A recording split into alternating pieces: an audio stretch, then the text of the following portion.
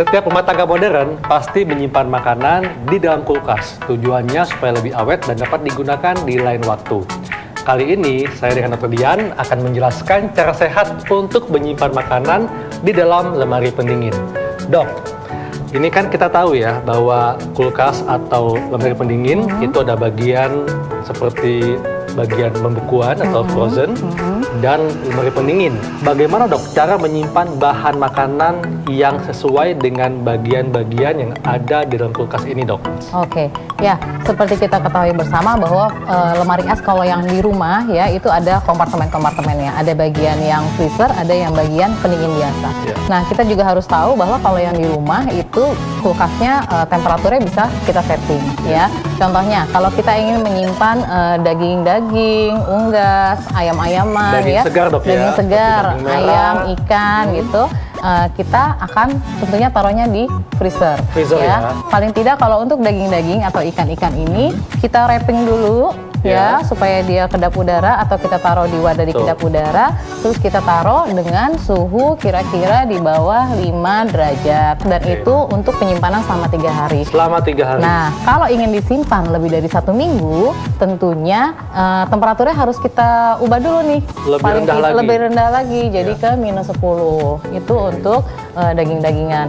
Nah, untuk telur, susu dan produknya ya seperti ini memang kita taruh di bagian pendingin dengan suhu 1 sampai kira-kira 10 derajat Celcius ya. Itu aman. Juga sebaiknya disimpan untuk waktu 3 hari juga untuk bahan-bahan seperti itu ya untuk telur. Nah dok, mohon maaf dok, kalau untuk minuman susu ya, ini setelah kita buka, kemudian kita simpan lagi di kulkas, berapa lama dok boleh disimpan di kulkas? Itu paling tidak 3 hari. Makanan-makanan yang disimpan di kulkas yang untuk siap disantap paling tidak hanya untuk 3 hari. Jadi harus dikonsumsi dalam waktu 3 hari. Ya, lain halnya dengan kalau misalnya kita menyimpan buah-buahan atau sayur-sayuran yang mentah, kita taruh di tempat sayur-sayuran ya, di bawah ya. Ini bisa buah, bisa sayuran gitu ya. Sebenarnya sih baiknya memang terpisah ya. Cuma kan banyak orang ditaruh bersamaan gitu. Nah, kemudian untuk makanan-makanan yang akan siap disantap, misalnya kalau misalnya beli nasi goreng atau beli ayam bakar, ayam goreng yang tidak habis mau disimpan gitu ya. Seperti ini dok ya. Nah, seperti ini contohnya nih ayam bakar nih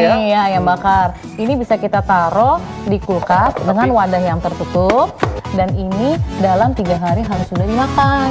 Nah, satu lagi yang harus kita ingat, jangan terlalu sering membuka tutup kulkas karena karena itu akan mempengaruhi suhu penyimpanan yang ada di dalam kulkas.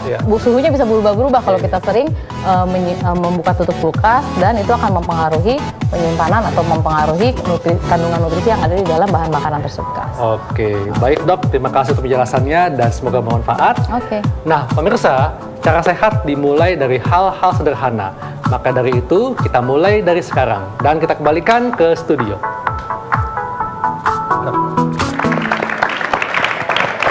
Oke, berikut tadi demikian info untuk cara penyimpanan makanan yang baik di kulkas dari Dr. Haikal. Mungkin Mbak Dewi sendiri ada pengalaman penyimpanan makanan. Setahu aku sih biasanya kalau kayak sayur gitu-gitu tuh nggak bertahan lama ya.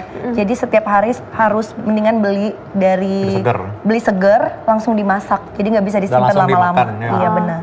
Apalagi kalau udah pakai kemasan gitu, ditempatin gitu nggak? Biar rapih dan biar tahu ini tuh hari apa nih ditaruhnya supaya nggak bau juga. Standar aja sih biasanya kalau di freezer itu kan udah ada kayak bagian sayur-sayur ya. Terus daging-daging tuh udah ada di atas biasanya yang lebih dingin yang kayak gitu aja sih. Ya. Tapi ngomong-ngomong soal makanan ya, makanan ini yang terbuat dari gula merah dan enak banget ini sih biasanya nggak tahan lama di kulkas. Paling 2 jam juga udah harus. Udah nggak enak ya? Bukan nggak enak, udah habis biasanya. Oh kalau itu jangankan di kulkas ya. Ini kan nyampe lama. Oke, jadi gula merah tadi kita udah bilang bahwa gula merah ini aman dimakan asal memang tidak berlebihan ya, yang jelas ya. Dan memang itu sebenarnya tetap harus hati-hati, nggak boleh berlebihan makan gula yang manis-manis. Dan lagi terutama tadi soal ketindihan. Bagi penonton di rumah yang dulu pernah ketakutan ketindihan, sekarang nggak perlu terlalu khawatir karena itu tidak berbahaya dan bisa dijelaskan.